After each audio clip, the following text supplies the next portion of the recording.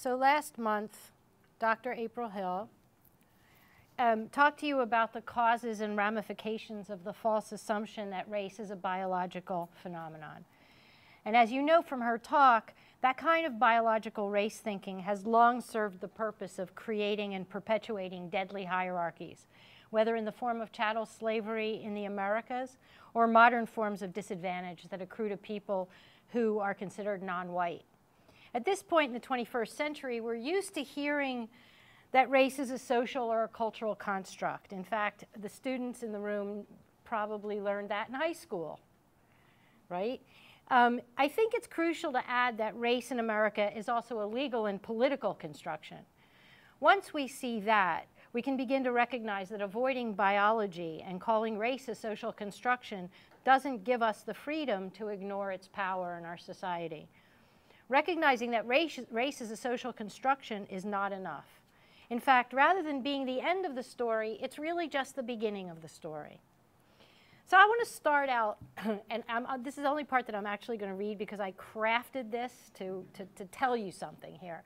So I want to start out by telling you how nervous I've been about this talk. In fact, you can ask the students in my Anthropology of Race class, some of whom are here, and they'll tell you that I've been yammering on about this for weeks. They were concerned enough about my anxiety that they agreed to help me think through some of the points that I'd like to make today. And I want to thank them. And for the ones who aren't here, who are watching it on the screen, thank you. Our class has been creating knowledge together. We all have our specific experience with race in the United States.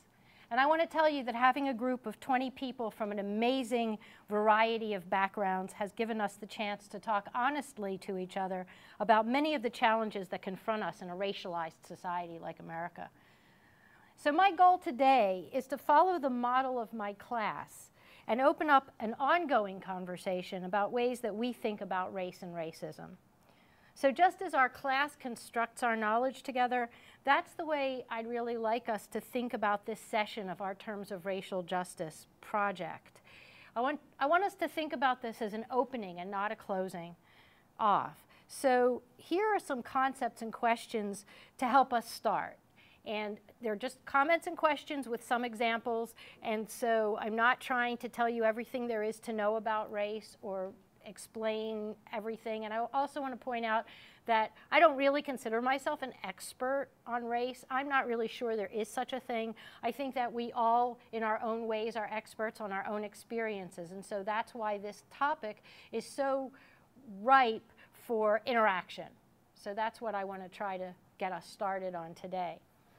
So, I want to start with thinking about this, what some people have called and what I like to think of as the paradox of American democracy. What does history have to do with it? And I'm not going to dwell a whole lot on this, but I want to tell you or make you think about the question that's a really important question to ask when we think about American history. And you can see what's on the screen here. I don't have to tell you. All men are created equal. And 1776 with the Declaration of Independence. Now, we know that the notion of racial hierarchy didn't begin with the founding of the United States. But in the interest of time, I think we're just going to start there. Okay, so that's what we're going to start with. And here's the question to ask about this and why we call it a paradox. How would it be possible to justify excluding people from this mandate so that Africans being brought to America could remain enslaved and then remain a source of cheap labor even after they're freed? So why? How did this work?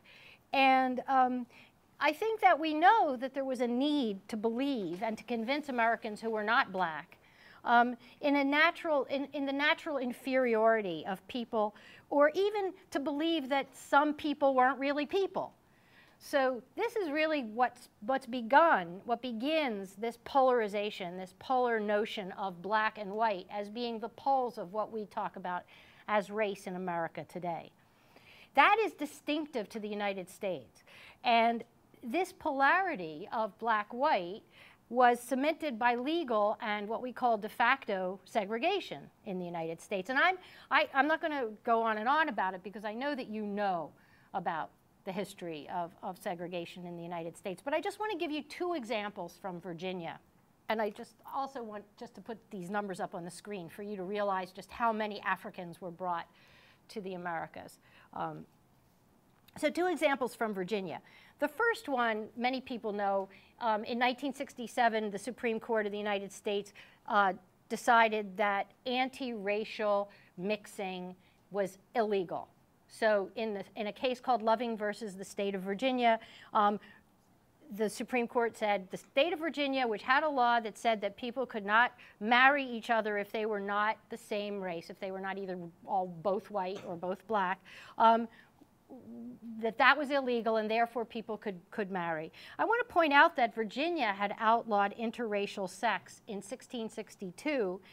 And in that law, they distinguished between what they called Negroes and Christians.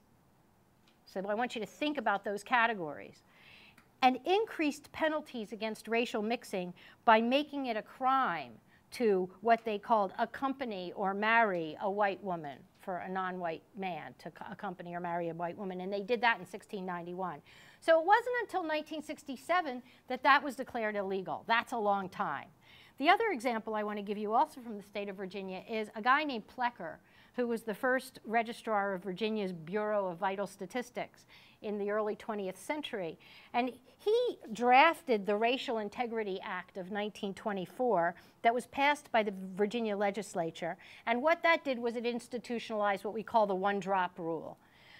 And so in Virginia, and the consequence of that is something that some of you may not even realize, but the consequence of that is that is why until very recently there were no recognized Indian tribes in the state of Virginia.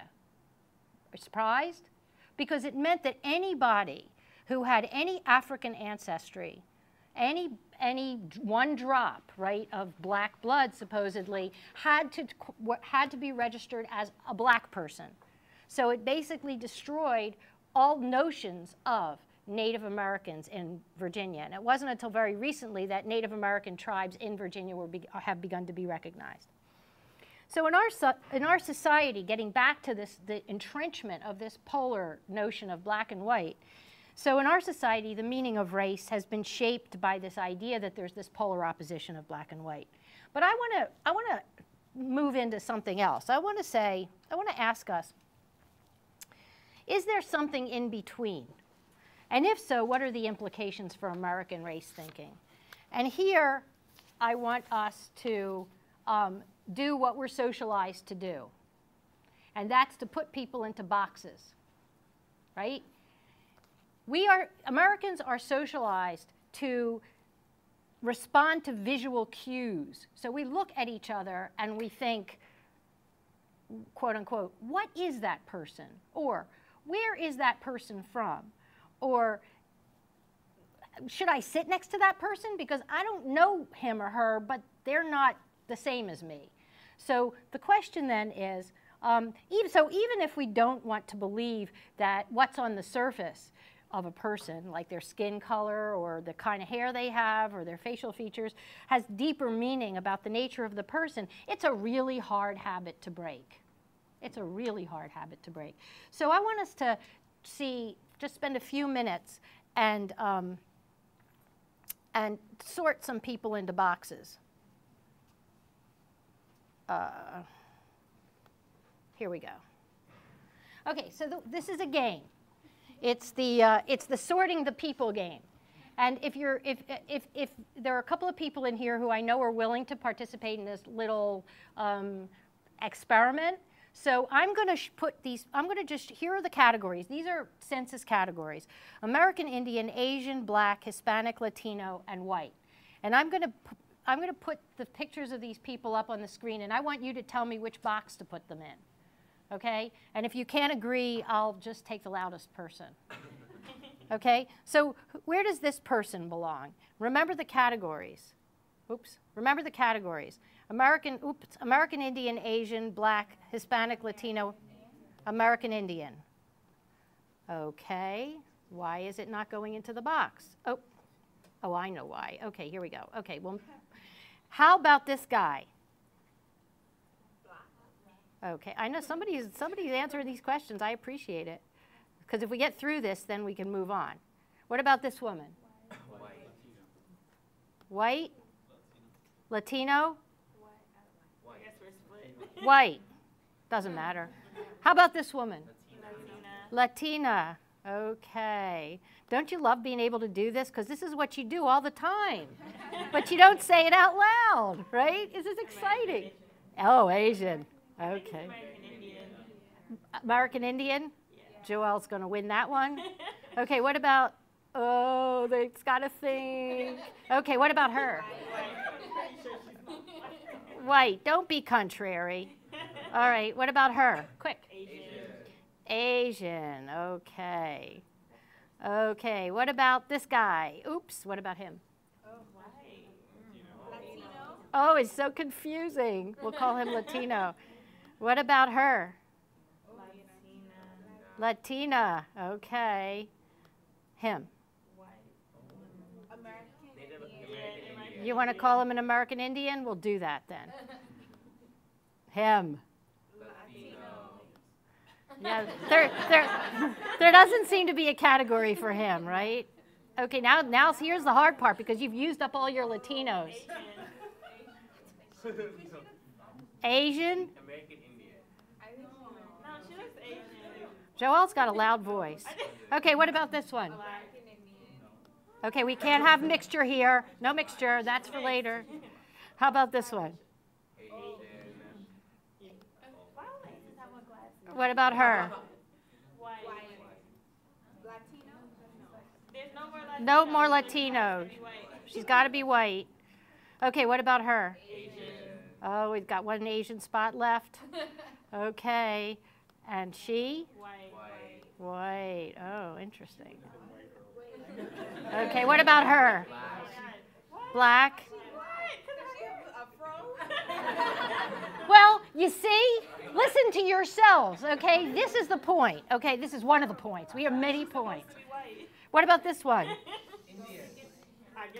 You're kind of stuck, right? Uh-oh, this guy. We need to go back and reevaluate. We need to reevaluate some of our choices. What about her? Okay, she looks a little blackish. Let's call her black. Okay, and we'll call him Asian. Okay, so that's it, all right? Now, let's see how we did, all right? We're going to see how we did. Okay, first of all, they tell you an interesting little factoid, which is that in 1960, that when they took the census, they would send a census taker to your house. And he would look at you and he would say, Joelle, I know what you are. And he would put it on the thing, right? In 1970, the American census changed to allow for self-identification. And that's crucial to really understanding this point about race as a process. So now we're going to see how well we did. How many we got right? That's how many you got right. Wow. I want to tell you that this is the worst anybody has ever done. Okay, now here is the lesson that I want you to get from this. Let's look at some of these people and just see what they're about. So this woman, she is white and she identifies herself as Southern European, and her family is actually Portuguese and Italian. But let's pick one that wouldn't. Here's this guy here. Now we called him, what did you call him? American Indian. He is Hispanic Latino. All right? Latino, Chicano, Mexican with French American Indian ancestry. See, he's French American Indian. Right? Okay, U.S. classification. Hispanic Latina, Puerto Rican, and British English. But she self-classifies as Hispanic. This woman, and this is my favorite, okay? She is classified as Asian. No. Yes, because she self-identifies as mixed and her ancestry is English and East Indian. This is the census. This is the census. Now I'm going to show you the census. What does this exercise teach us? Identity versus self-identification. So one of the things I want you to get from this is that there's a difference between the way maybe the government, what the government calls you for racial purposes on the one hand, or what other people see you as, and how you think about yourself. This is self-identification. So right away, we're decentering the idea that there is something immutable that is always the same, that you can always know. Because you can't always know how people identify themselves or what they think about themselves. So I want you to look at the US Census. I know that some of the people in here have filled out the census and other people haven't.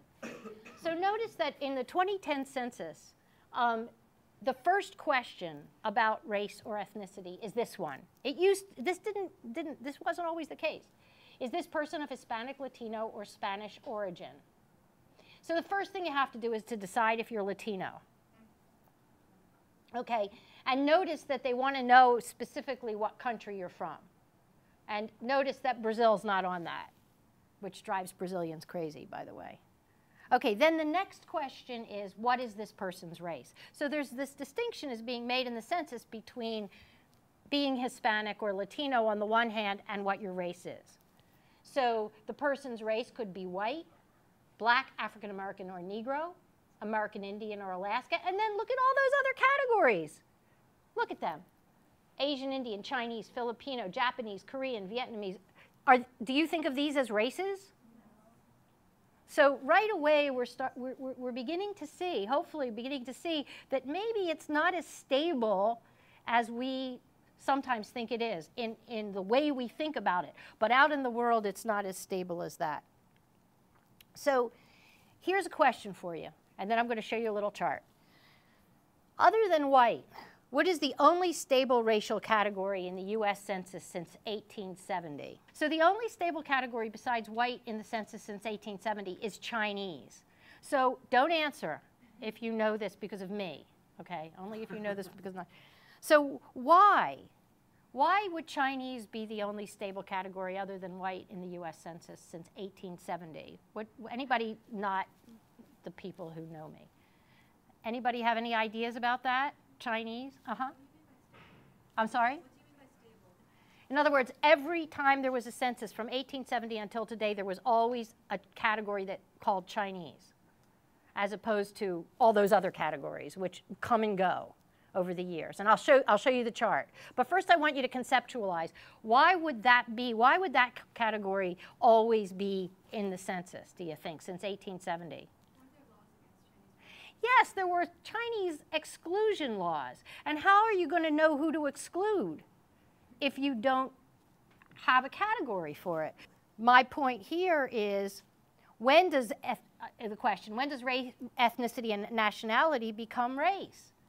When the law intervenes, right? What does law have to do with it? Well, law has a lot to do with it. This is why I started out by telling you that race is also a legal category, and it's also a political category. Do people make decisions to self-identify in certain ways as political statements, as well as being identified in a certain way for purposes like not allowing them into the country, or in the case of what, World War II, the Japanese internment, right? They had to know who was of Japanese descent so that they could put them into internment camps. Now, that's a negative use of a category, but there are also positive uses of these categories, right? Like for purposes of giving people extra resources, of making sure that certain communities get what they need. But I want us to really understand that these categories really are very much involved with the law. And just so that you can see that I'm not lying, here are the US Census race categories from 1850 until 1990. One of the first things that I notice when I see this is what the proliferation of categories, right? So you start off with black and mulatto. There, you didn't even have white there, but you get white in 1870. And then see how those categories grow and change over time. That has to do with the purposes that the government has for counting different people for different reasons at different times. So when you go down to the 1990 and even the 2010 census, which I'm not going to go back to, but if you think about it, there are some categories that are missing, even though we've got all of those. But what about people from the Middle East? What about like Arabs and people like that? I mean, there's no category for them, which is really interesting considering, I want you to just think about the politics of that. The other thing I want to point out in terms of, here's the thing. When you think about, if you move beyond the black-white dichotomy, the first thing that happens is you start to think about Latinos, for example. So for Latinos in the 2000 census, the Latino category collapses under one label, all of these kinds of people. Argentines who are largely white, Mexicans who have indigenous ancestry and African ancestry, Cubans who have Lebanese ancestry, Chinese, Brazilians, African, Asian, and Mediterranean. And this, just to give you a sense of, in the United States, in the census of the United States, half of the Latinos who filled out the census in 2000 identified themselves as white. But if you look at the specific countries, some of the specific countries, you can see that it actually papers over a variety of racial identifications for Latin America. And then what about indigenous peoples like Native Americans? So there's a category for them. But here's an example that you might not have thought of. How about indigenous Mexicans from Oaxaca? Where would they fit in the census? Now, the census gives us a category that's called American Indian, and that is defined as the original peoples of North and South America, including Central America. So there are Mexicans living in the United States who can legally identify themselves as both Latinos and American Indians. All of this is to begin to get you to think about the mutability and the instability of racial categories, so that we're starting to understand that it's not what it necessarily appears to be. One of my favorite questions: are there Asians in Asia? Are there Latinos in Latin America? Are there? If not, where are they then? Where are all the Asians and Latinos? They're in the United States. Because an Asian in Asia isn't an Asian, right? You're Chinese, you're Japanese, not to mention South Asians, whole nother story, right? What about Latinos? No, there are no Latinos in Latin America. They're all in America. They're all in the United States. There are Mexicans in Latin America. There are Brazilians. There are Argentines. There are, you know them all. That's where they are. And so this is this question of racial formation. This is this process, going back to the point of this segment, which is race as a process. It's a process of becoming. When a Mexican person moves to the United States, they become a Latino often. They may still retain being Mexican in many ways. They may be called a Mexican American. They may be called a Chicano. But they all get lumped together into this category Latino. Same thing with Africans, right? People from Africa come to the United States and they become Africans. They don't think of themselves necessarily as African when they're not in the United States. So I want you to really think about this process of what we call racial formation, that it isn't set in stone, and we already know it's not biological, but it's also not set socially or culturally. It's still a construction. Keeping in mind, of course, that, I want to get to that in a minute, keeping in mind, of course, that this does not mean that we don't have the black-white polar, the poles of black and white still. What ends up happening is these people who come from elsewhere and become Americans, and in the second, third, and fourth generation of Americans, they're slotted by the society into a category that falls somewhere between that black and white. So if, for example, we were reading a book in my Anthropology of Race class, and we were looking at a lot of ethnographies in that book. And one of the ethnographies two of the ethnographies talk about the difference between the status of Mexicans in Chicago versus the status of Mexican Americans in Chicago versus the status of Mexican Americans in Harlem, or Lower East Side, in New York, Spanish Harlem, right? And the difference is that in Chicago, Mexicans are considered to be closer to black on that spectrum. And in Harlem, Puerto Ricans are considered to be closer to black, and Mexicans are considered to be the model minorities. So one of the things, that's another way that we need to decenter our thinking about race, is that we need to understand that a lot of it is contextual. It depends on where it is. It depends on the region, the location. But a lot of it is also still tied to this polarization, this polar opposite, the notion of the polar opposite of black and white, with black being the most disadvantaged, the most, all of the, and a lot of negative stereotypes, and the white being the best, right? So you get this category in between. And there is a person who, a scholar, who talks about, and I'll just say it to you and then you can ask about it later. At the core of this connection between race and what we think of as race and ethnicity, right, this question of Latino, Asian, black, and white, at the core of this connection is the fundamental distinction, according to this scholar, in the ability of groups to control and profit from their own labor. So we think about, if you place this into an economic context, then you're saying, well, if we go back to the enslavement of Africans, we know that Africans who were brought to the United States and as slaves and stayed in the United States as slaves, how much control did they have over their labor? None. How much did they profit from their labor? Not at all. So what this scholar is saying is that the less control an ethnic group has, or a group has, the people in a group have over their own labor, the closer they're going to be considered to this part of the spectrum that would lean towards being more like black in the United States and treated and just maybe treated in a discriminatory manner. Anyway, that's all I'm going to say about that. I want to say a few other things. I want to switch briefly. And I'm also going to talk a little bit more about law, because I think that that most people forget about law when they're thinking about race. And I just think it's really a crucial connection that I want you, if you come away with anything from this talk, I want it to be this connection between race and law. So now I want to shift to another category that's sometimes forgotten when we talk about race in America. And that category is white. And first, I'm going to review a few items about everyday life. And then I'm going to talk a little bit about the diversity that exists within this usually papered over category of white.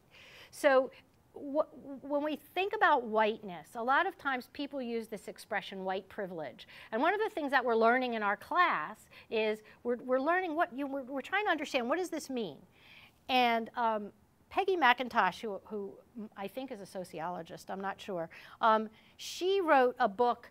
And in this book, one of the things she talks about is the invisible knapsack of white privilege. And I see people shaking their heads because I know we have a bunch of sociologists here. And I'm just going to give you some of the examples she gives. This knapsack, of white privilege, are some of the ways that some of the things that white people in the United States don't have to think about. And if you recognize some of these feelings, you might also, some people in here might recognize them because they do have to think about them. So it kind of goes both ways. You've got, one is that you don't raise suspicion among clerks or security guards.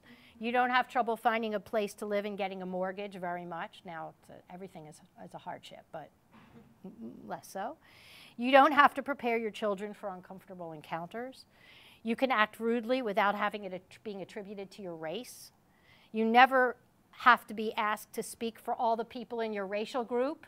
And I know from my experience with all of my students over the last 10 years or so that I've never had a class of students with non-white people in it that don't raise their hand when I say, has anybody ever asked you to speak on behalf of your race? Everybody raises their hand about that, right? That being unmarked, you don't have to be a credit to your race, or that on one hand, you don't get talked about as though you're a credit to your race because you have an education or you're smart. And on the other hand, you also don't have to live up to your race. And in the case of, I have a student who's Asian American, and he said, well, people say you can't be Asian because you're not good at math.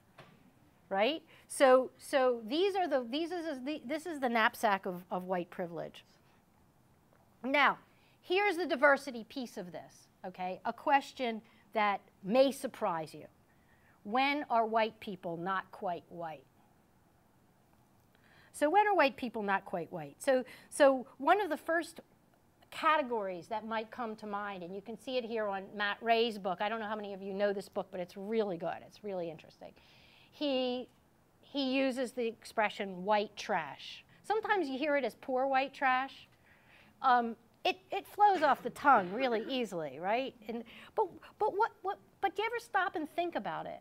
Like white trash, what word is modifying which word? Is trash modifying white, or is white modifying trash? What are the racial implications for that? I'll leave that up to you to think about.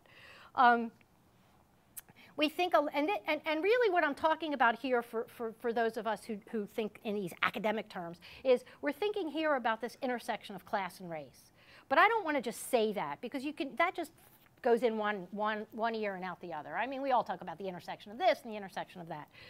So I want us to think more specifically about examples when the law intervened and changed a person's race. And then at that point, I'm probably going to stop, because I want to give you a chance to also us to have a conversation. So first of all, there's the whole issue of regional racial differences, right? So we think about places like Appalachia.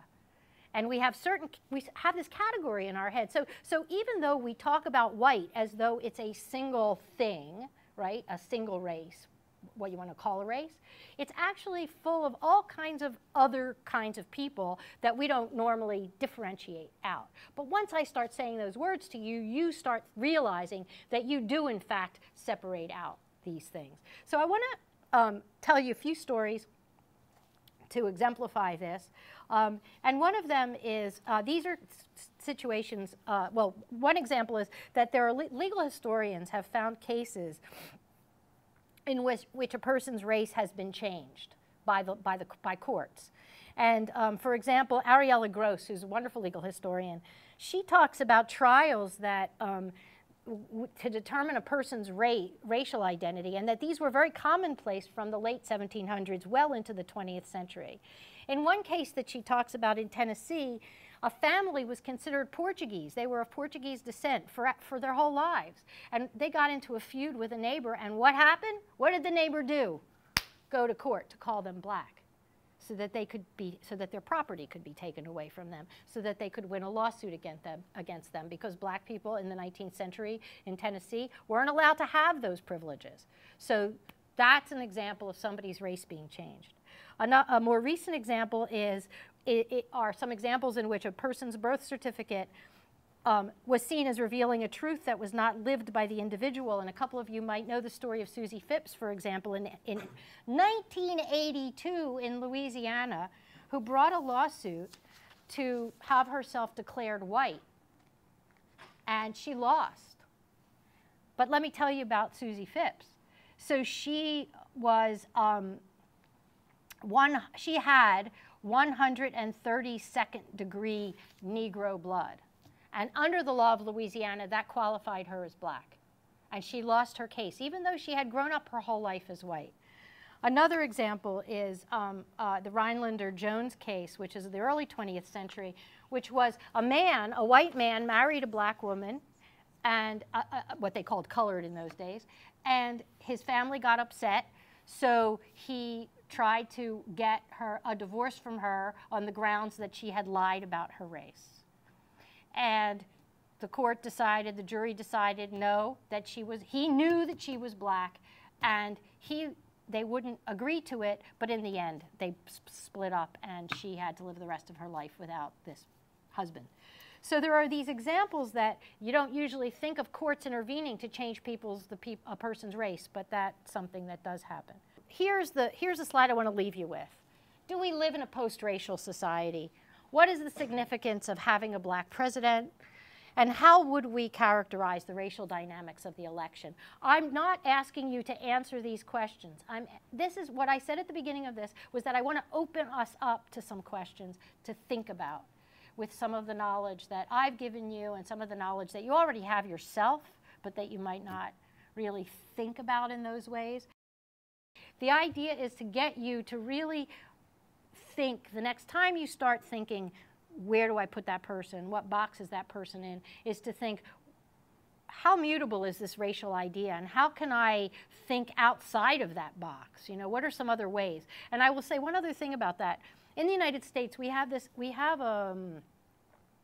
tend to be very individualistic. I mean, American culture is a very individualistic culture. And so there's a tendency for us to look at the people who are like us as individuals. Oh, Grace. Oh, you know, and I know who she is. And so this person is an individual to me because we are similar. But when we look at somebody who's not like us, we have a tendency to think in group terms. So one might in a room know or identify if you're white, the white people as individuals and think of those black people, or the other way around. So this is sometimes, if you want to think in cultural terms, a lot of times our cultural understandings shade the way we think about racial categories. In fact, all the time. So to say that race is a social or a cultural construct isn't really enough. We have to go the next step and say, well, what kind of culture? Where? And right now in my Anthropology of Race class, we're studying Brazil. And Brittany took a class with me where we also talked about Brazil. And so we're beginning to think about how that works in other countries and not just the United States.